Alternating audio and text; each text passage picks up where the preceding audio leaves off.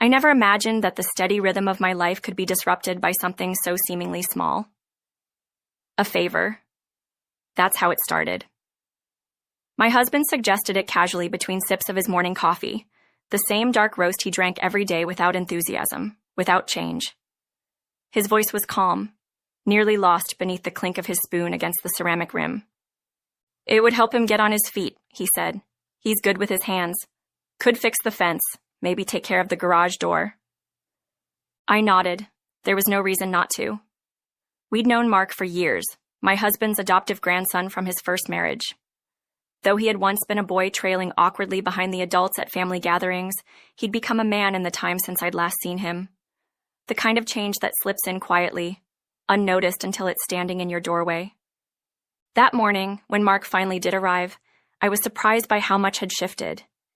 His smile when he stepped through the door was easy, familiar, but different somehow. A quiet confidence lingered beneath the surface, like a man who had figured out his place in the world. His handshake was firm, his eye contact steady, but not showy, just present. I noticed all of it before I had a chance to think through why. My husband led him outside to show him the work, pointing out the broken latch, the chipped paint, the tilt in the gate.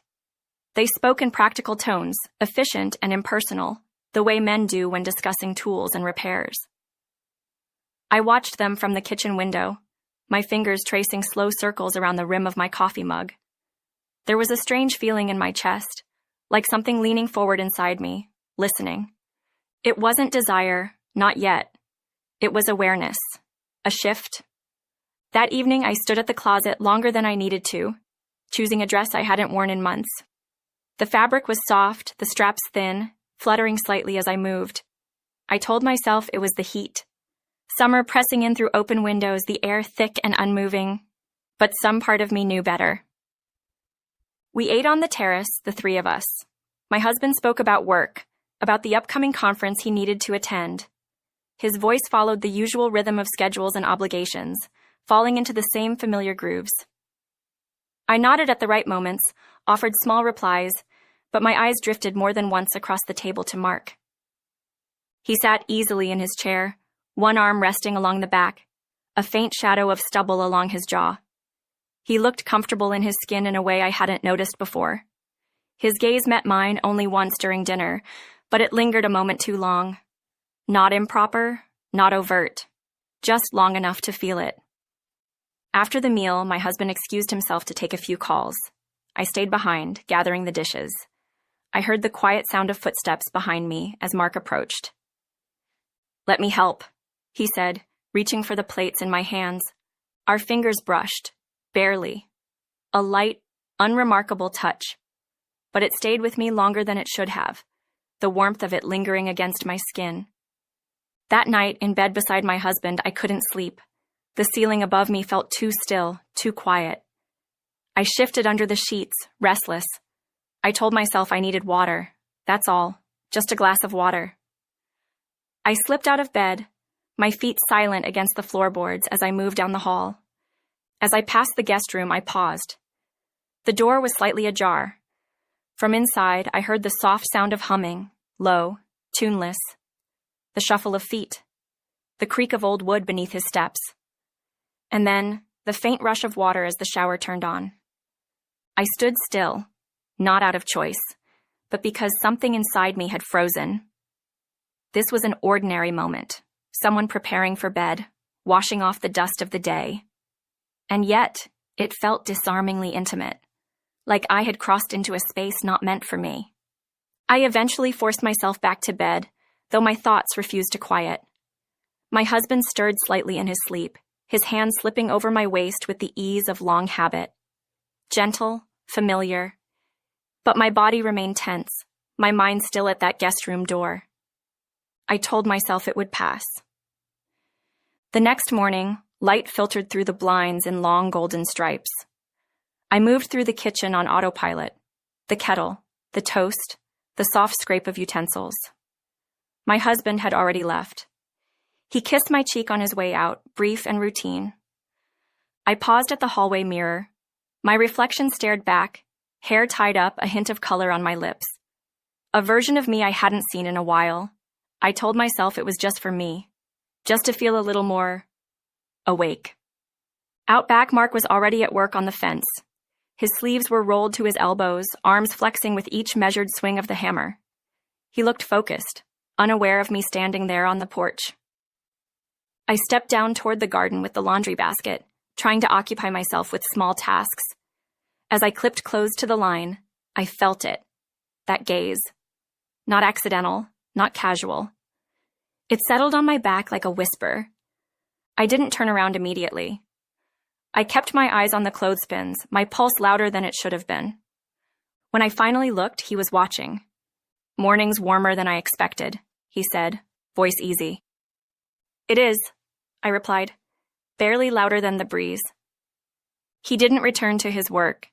Instead, he walked toward me, slowly, deliberately, not too close, but close enough that I could feel his presence in a way that made it hard to breathe evenly.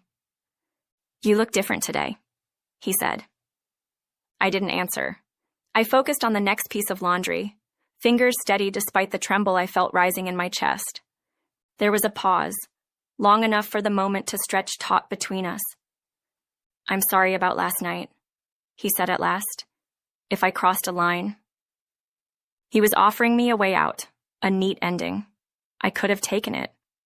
But instead, I looked at him, really looked, and I said the words before I could stop myself.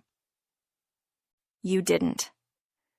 He stepped closer, his hand lifting slightly, brushing against the curve of my arm.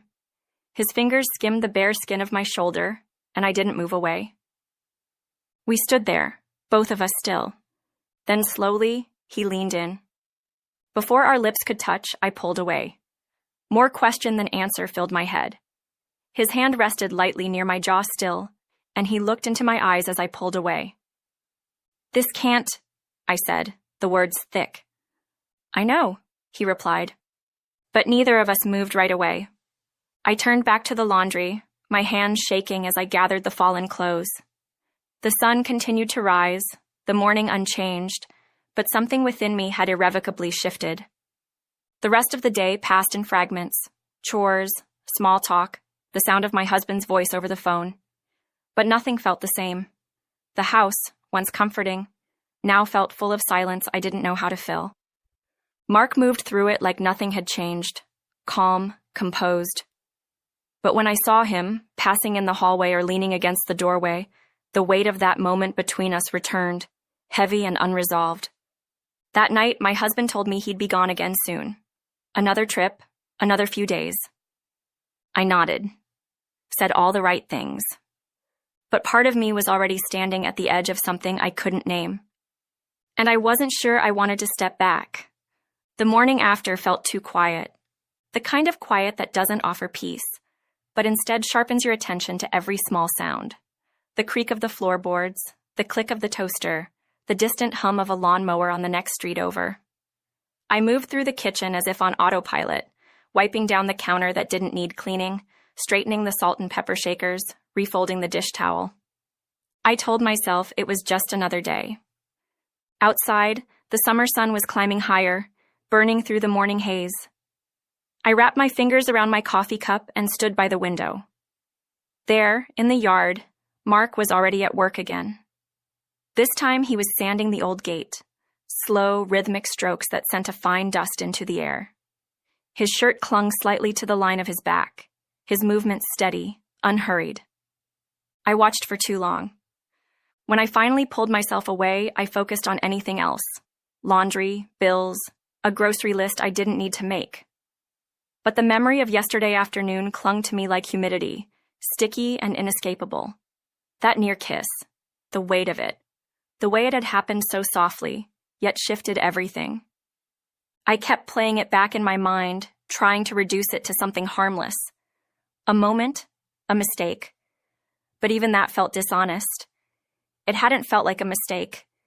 It had felt like waking up. I didn't see Mark again until midday. The sound of his footsteps on the porch made my breath catch before I'd even turned around. He stepped into the kitchen, shoulders dusted with sawdust, wiping his hands on the hem of his shirt.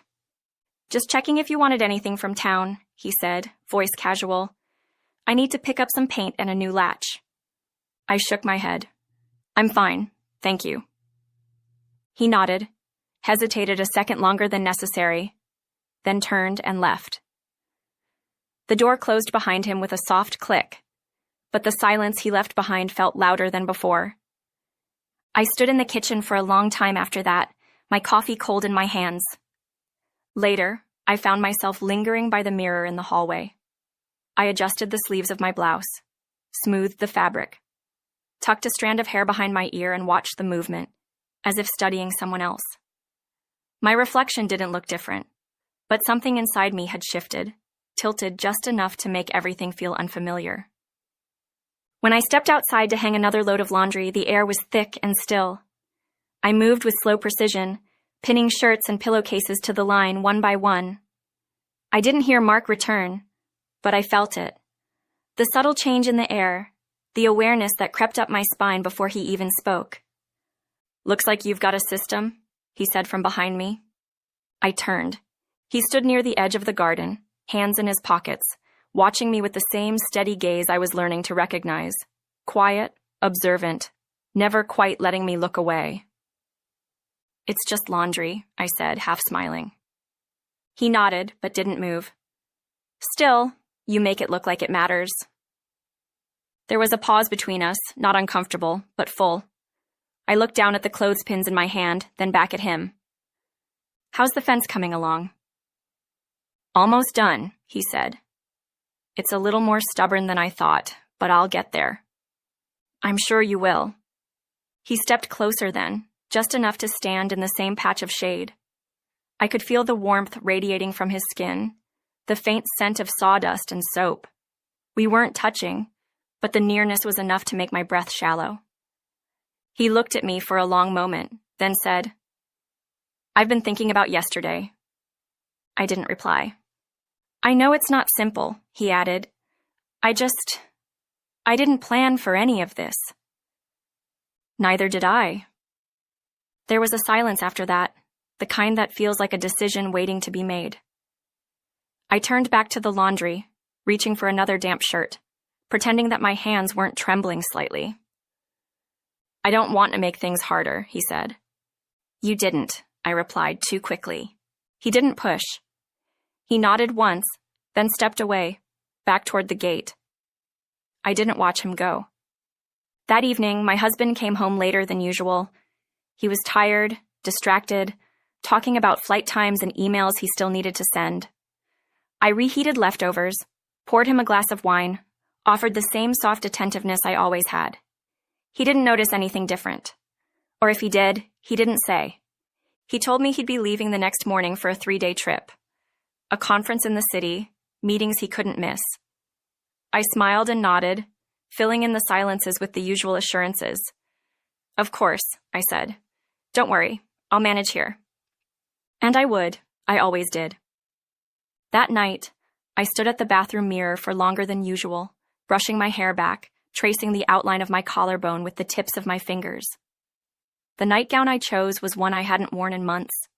Soft fabric, understated. Not for anyone, I told myself. Just for me. Just to feel something different.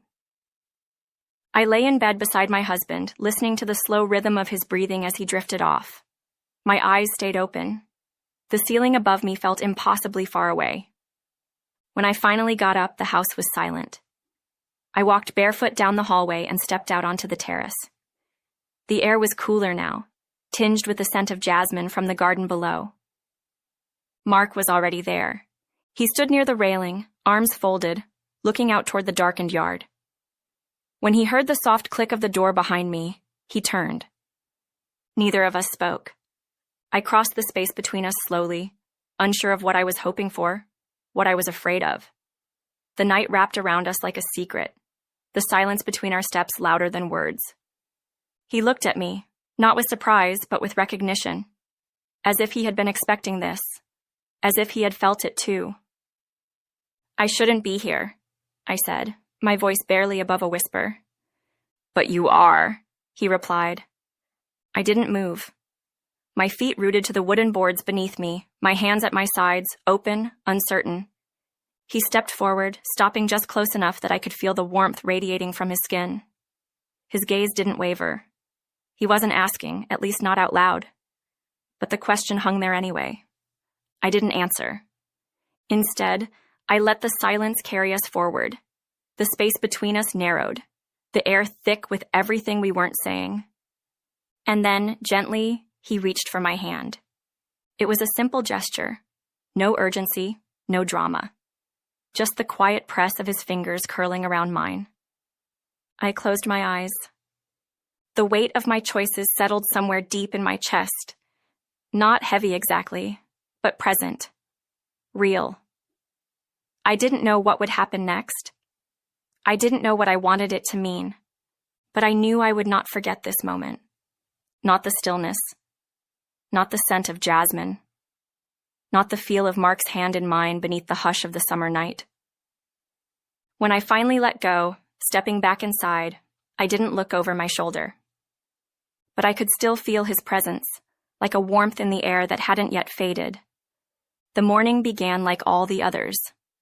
Sunlight filtered through the slats of the blinds, casting long, pale stripes across the kitchen floor. I moved through the same tasks I did every day, filling the kettle, spreading butter across warm toast, rinsing a coffee cup under the stream of water that never seemed to run hot enough at first. But everything felt different. My husband had left early, just after sunrise. His suitcase had waited patiently by the door the night before, zipped and upright, like a loyal dog ready to follow. He kissed my cheek before he went, his mouth brushing my skin with the kind of affection that had long since become routine. I returned the gesture, smiled, said, "Have a good trip," and watched him disappear through the door. It should have felt like freedom. Instead, it felt like standing on the edge of something I didn't know how to name. I told myself I would spend the day catching up on things, sorting the linen closet, cleaning the fridge, maybe even pulling weeds from the garden beds. But I couldn't focus. My hands moved mechanically, folding towels with unnecessary precision, pausing too long between one task and the next. The silence of the house pressed in on me from all sides. By late morning, I found myself standing by the window again, the same coffee growing cold in my hands. Outside, the breeze stirred the leaves, and a pair of sparrows hopped along the fence line. The world looked ordinary. Still, unchanged. But I wasn't. When I heard the soft creak of the back door, my breath caught before I'd even turned around. Mark stepped into the kitchen like he had the day before, quiet and unassuming. His presence filled the space even when he didn't speak. "I'm heading to town to get some extra supplies," he said, his voice easy. "Need anything?" I shook my head. "Number, I'm good." He didn't press, just nodded and left.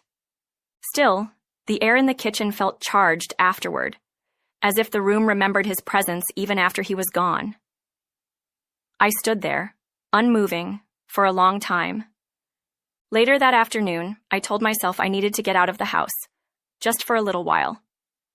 I slid on a pair of flats, pulled a light sweater over my shoulders despite the warmth, and grabbed my keys.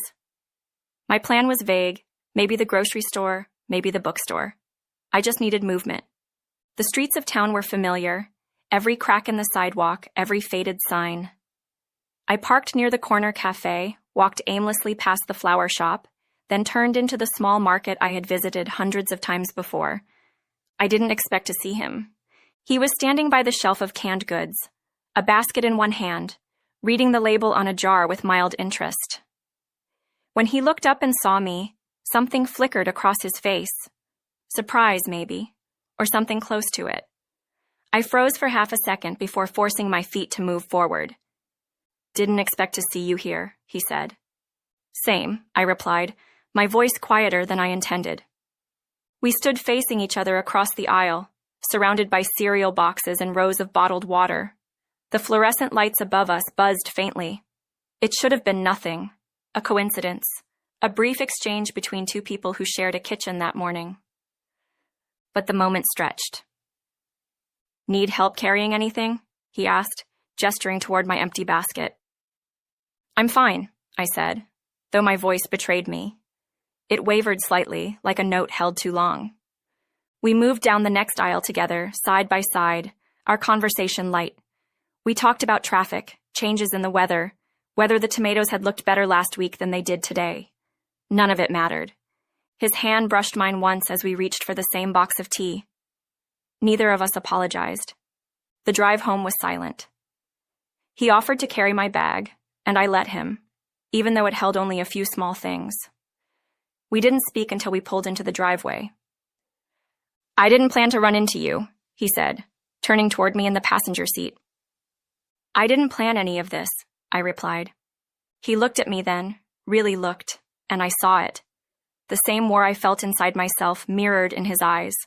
Wanting, restraint. The fragile thread between them stretched so thin it was ready to snap. "This is dangerous," I said. "I know." And then gently, he reached out. His fingers brushed the inside of my wrist with the lightest touch. I didn't pull away. He leaned closer, not rushed, not demanding, just near enough that I could feel the warmth of his breath when he spoke. "Tell me to stop." But I didn't. His lips found mine, careful at first, like he was asking a question. I answered without words. The kiss deepened, slow and certain, weighted with all the things we hadn't said aloud. When we pulled away, breathless, I rested my forehead against his. "We shouldn't," I whispered. "But we will," he answered. And we both knew he was right. That night I couldn't sleep. I walked through the house like it was someone else's, each room too quiet, too clean, too familiar. I ran my hand along the kitchen counter, remembering the way he had looked at me there days earlier. How the silence between us had felt louder than any voice. I told myself I would stop. I told myself that this could still be undone. But each time I closed my eyes, I saw him, standing in the doorway, brushing the hair from my cheek, looking at me like I was someone worth seeing. The next morning, I moved through the routine on instinct. Coffee, dishes, a quick walk through the garden. The sky was clear, the sun bright, the breeze gentle through the open window. I sat at the kitchen table longer than I needed to, tracing the rim of my mug with slow, idle circles. The chair across from me was empty. I tried to push the thoughts away, to anchor myself in breakfast and radio music and the sound of the refrigerator humming softly. But none of it held. I was too aware of myself, of my body, of every breath, of the memory of his hand resting briefly at the small of my back. When I heard the back door open hours later, I didn't turn around. I knew it was him. "Got everything I needed," he said casually. "Paint, sandpaper, a few tools." I nodded, my eyes still on the swirling patterns in my coffee. "Good." He stood there for a moment longer, then left.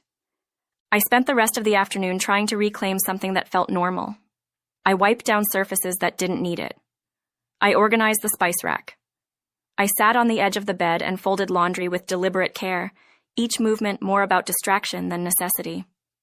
But nothing worked. The silence between my thoughts was filled with echoes of too many yesterdays. When the message came later that evening, short, simple, direct, I didn't hesitate. "Are you alone?" "Yes."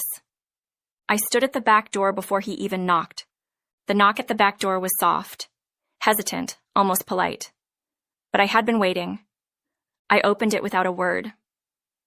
Mark stood there, one hand tucked into the pocket of his jeans, the other resting lightly against the doorframe. He didn't smile. He didn't have to. His presence filled the space between us like a current we had both learned to recognize. Quiet, steady, impossible to ignore. I stepped aside. He entered slowly, his gaze flicking briefly over me.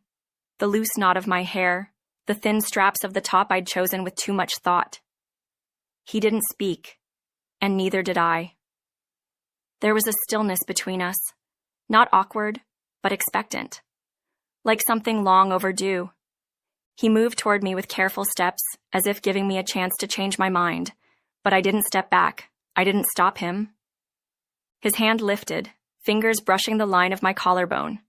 I closed my eyes, leaning slightly into the touch, the warmth of it grounding and dizzying all at once.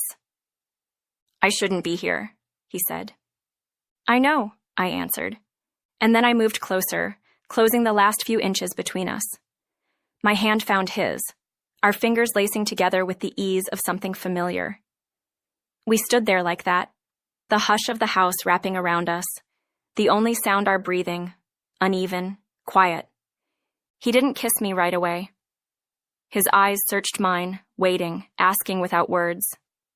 And I gave him the answer not with speech, but in the way I leaned in, the way my face tilted toward his, the way I didn't look away. When his lips did meet mine, the kiss was different than any before. It wasn't rushed. It wasn't hesitant. It was full of history, of longing, of things we had both tried too hard to pretend didn't matter. There was no performance in it, just truth. Afterward, we sat in the living room, the quiet around us thick and unspoken. His hand rested gently on my knee, his thumb brushing small circles, absent-minded and slow. We didn't talk about what it meant, about what came next. We just sat in it, the closeness, the weight of it all. "We can't keep doing this," I said finally, my voice barely louder than the hum of the refrigerator down the hall. "I know," he said, but neither of us moved. When he left that night, I stood at the door long after it had closed, my hand still resting on the frame, my breath catching in my chest. I didn't cry. I didn't speak. I simply stood in the silence. The next morning, I woke early. The house was still. The sunlight crept across the floor in quiet lines, everything familiar and untouched. I moved through the motions: coffee, toast, dishes. I folded a blanket that didn't need folding. I opened the windows, and yet everything felt altered. The walls held a stillness that wasn't emptiness exactly, but something close, as if they knew something had happened within them that couldn't be undone. When my husband returned that afternoon, the house welcomed him like it always did. The suitcase thumped onto the hardwood. His voice filled the kitchen with stories about the trip, the meetings, the people. I stood at the counter, slicing an orange, nodding at the right moments. He asked about the garden, the weather, the neighbor's dog. I answered each question with practiced ease, but something inside me remained untouched, folded in, quiet. That night, as we lay in bed, his hand found mine beneath the sheets. I let him hold it, our fingers resting loosely together. His breathing soon deepened. I stared at the ceiling. I thought about Mark, not just about what had happened between us, but about the space it had opened inside me, about the way I had begun to see myself again, not as someone's wife or someone's routine, but as someone who still felt alive beneath the layers of responsibility and repetition. It wasn't about him, not entirely. It was about what I had forgotten I could feel. The next day passed in quiet order. I went to the store, answered emails, folded laundry. I caught my reflection in the hallway mirror again, and this time, I looked longer. I didn't fix my posture. I didn't smooth my dress. I just looked. And I saw a woman who had changed. Not in the way others might notice, but in the way that mattered most. Internally. Irrevocably. When the message came, 3 days later, it was short. "Are you free?" I didn't answer right away.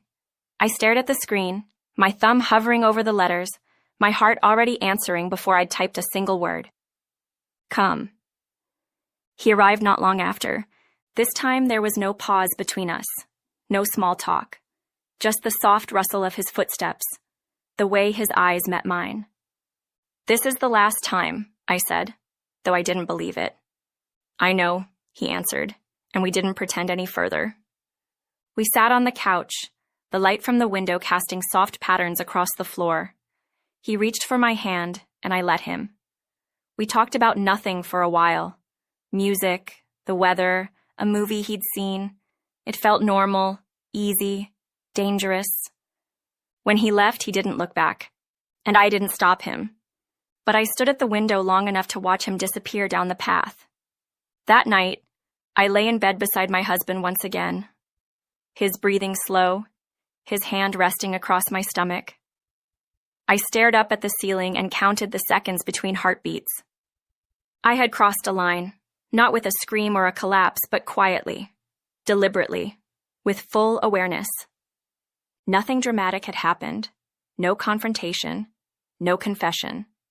But I had changed. And change, once it begins, rarely stays contained. In the days that followed, I moved through my routine with care, but also with a strange kind of clarity. I paid attention to the way the light shifted through the trees. I noticed the warmth of the mug in my hands. I heard the sound of my own footsteps. And sometimes, in quiet moments, I thought of Mark. Not with guilt, but with a complicated kind of gratitude. Because he had reminded me of something I hadn't realized I had lost. Not him, me,